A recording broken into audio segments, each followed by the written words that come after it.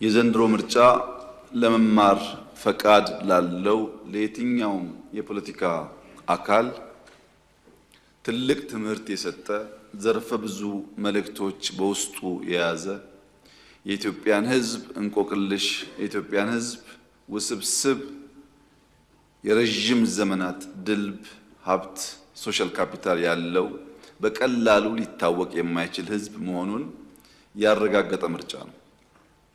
ላይ ላዩን ምንናገረውና በውስጥ የሕዝቡ እምነት በምን ያክል ደረጃ የተለያየ መሆኑን ያየንበት ነው።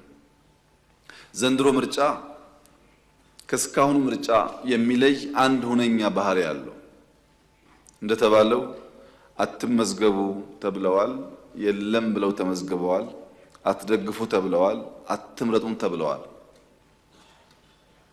የኢትዮጵያ ሕዝብ እነዚህን ሁሉ እገዳዎች፣ ማስፈራሪያዎች ሳይቀበል ምርጫው በነቂስ እስካሁን ታይቶ የማያውቅ የሕዝብ ቁጥር ሌሊት ወጥቶ ሌሊት እስኪያልቅ ድረስ ትርፍ ሰዓት በመሰለፍ ከ50 ሺህ በላይ የምርጫ ጣቢያዎች ላይ በነበረው ተሳትፎ የኢትዮጵያ ሕዝብ ያሳየውን ተጋድሎ ማየት የቻል የተማርንበት ሂደት ነበር።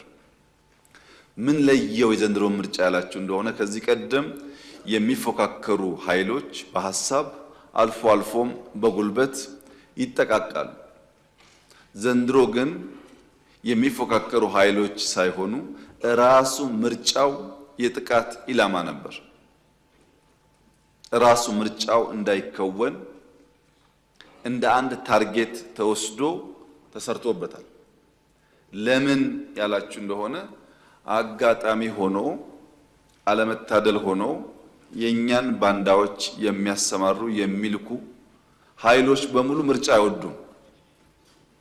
ምርጫ ስለማይወዱ የሚወዳደሩ ሐሳቦችና ኃይሎችን ሳይሆን ራሱ ምርጫውን የጥቃት ኢላማ አድርገውት ነበር። ማሸነፍ፣ ከፈተና መሻገር፣ ችግሮችን በብልሃት የማለፍና ሀገር የማጽናት ልምድ ያለው የኢትዮጵያ ሕዝብ እነዚያን ፍላጎቶች ሳይቀበል በተባበረ ክንድ ላደረገው አስተዋጽኦ ከፍተኛ ክብር ይገባዋል።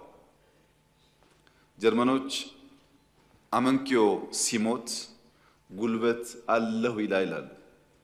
ሐሳብ ሲሞት፣ ንግግር ሲሞት፣ ውይይት ሲሞት ጉልበት አለሁ ይላሉ። አለሁ ይላል። ኢትዮጵያውያን አባባል አላቸው። ውሃ ዝቅ ሲል ይሸታል፣ ሰው ደግሞ እየደከመ እየሰነፈ ሲሄድ ኩራትና ፉከራ ያበዛል ይላሉ።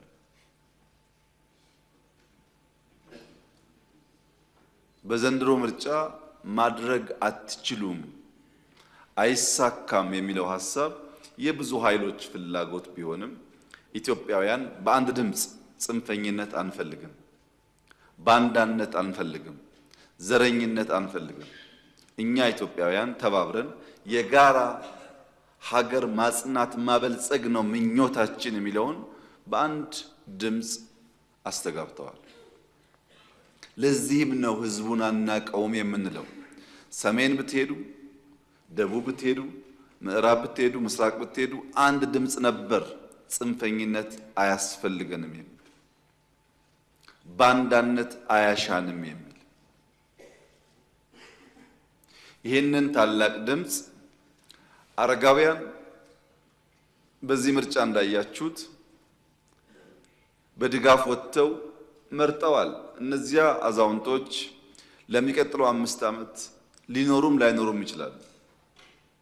አዛውንቶች ተሰልፈው የመረጡት እነሱ ስለሚኖሩበት ሳይሆን በእነሱ ድምፅ ሀገር መጽናት ስላለበት፣ በእነሱ ድምፅ የልጆቻቸው ሀገር ቀጣይነት መረጋገጥ ስላለበት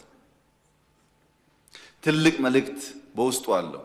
በሽተኞች በድጋፍ ወጥተው መርጠዋል። በሽተኞች ይዳኑ አይዳኑ አይታወቅም። በዚያች ቀን ሕይወታችን እስካለ በእኛ ድምፅ ምክንያት ልጆቻችን ሀገረ መንግስት ያላቸው መሆን ስላለባቸው ብለው ተደግፈው ወጥተው መርጠዋል። ሀዘንተኞች ከሀዘን ተነስተው መርጠዋል።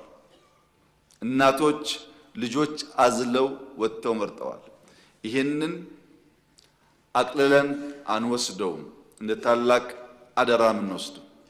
ከዚያም ባሻገር ጥይት ይተኮሰባቸው የጥይት ድምጽ እየተሰማ ሸብረክ ሳይሉ ወደ ምርጫ ጣቢያ ሄደው የመረጡ ዜጎቻችን